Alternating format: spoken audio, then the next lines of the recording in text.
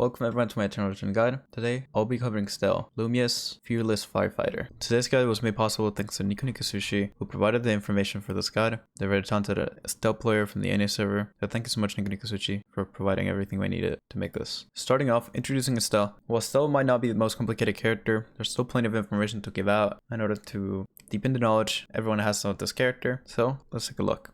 In terms of strength and weaknesses, Estelle has arguably the best survival build in the game due to high movement speed, unstoppable dashes, very good tankiness, as well as good amount of CC. She scales into late game incredibly well thanks to transitions as well as her level 2 weapon skill. She can use a very large transitions effectively due to her synergy with many stats. Another good thing about Estelle is most of her damage is essentially undodgeable since it's mainly auto attack damage or weapon skill. Looking at some of her weaknesses, Estelle can have a hard time chasing since she does like wall jump and her burst damage is not that good in order to secure kills. She's also very weak before unlocking her weapon skill, so you want to make sure to be careful in that early game. She also has a hard time contesting androids or wick line due to her low attack range and slow clear. Once again, she has a low burst damage, so securing the kill on these objectives such as wick line, where the buff could be very important, could be a hard task. Last but not least, she's also somewhat ult reliant when it comes to fighting and running away from people, so you want to make sure you have that ultimate up when you're going into fights. Now looking at our max order, we're going to be doing our R when possible, followed up by Q, then our E, then our W, and finally our passive. This is going to apply to both of the builds we're going to be covering today. The Q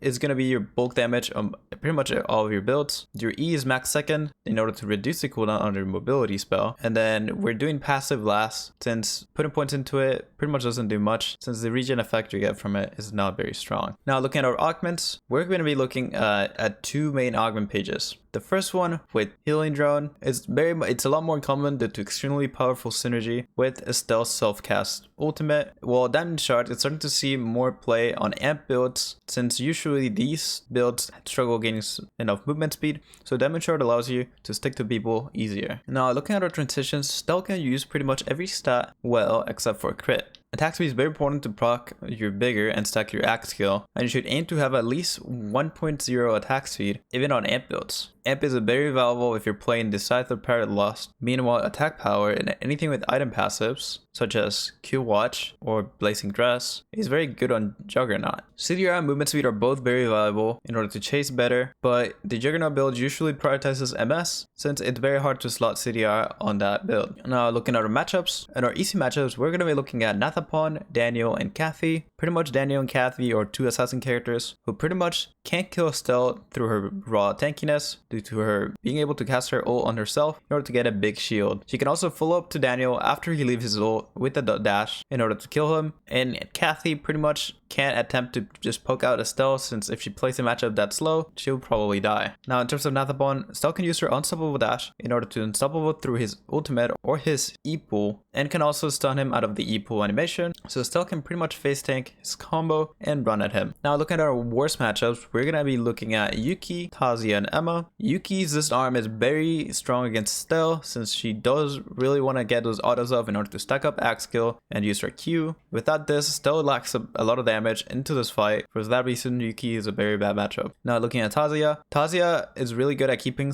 distance away from Estelle because of her wall, 2 dashes, as well as her empowered Q. Pushing Estelle back can make it really hard for Estelle to get onto Tazia. Similarly to that, Emma can pretty much poke out Estelle forever, and if at any point in time she seems to be in danger, she can just polymorph Estelle and just TP out with her ultimate. Now, in terms of combos, Estelle is not a very combo heavy character, so she really doesn't have combos. Mainly just make sure you're using your axe skill when it's stacked up, as well as using your W and E dash in order to engage or chase, and make sure you're abusing the fact that your Q is an auto reset.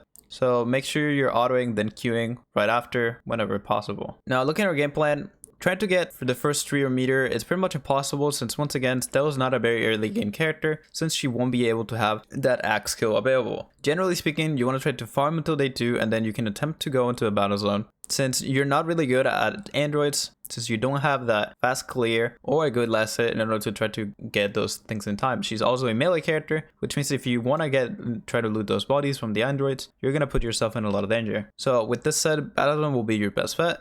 After battle zone, you should have your axe skill unlocked, so you can start looking at trying to contest some of the remaining 3 or meters. The matchups on these objectives could be difficult, but as long as you have vision around you can try to fight these objectives and then run away if the fight goes poorly. If you're not able to secure any objectives, you can make use of Penny Pincher to call in transitions, then look for good matchups late game. Now, looking at our tips, you can use your axe skill while you have your E shield up to cancel it quicker. Another tip, when running away from a melee character, try to stun them with your Q2 before using your E dash, so that way they can't block the dash itself. Another tip, Estelle's R and heal drone scale with missing HP, so you generally want to use it when you're low on HP, but be aware that there is a delay between casting R and the shield being applied, so if you mistime this, you can end up dying before the second phase of the Estelle fight starting.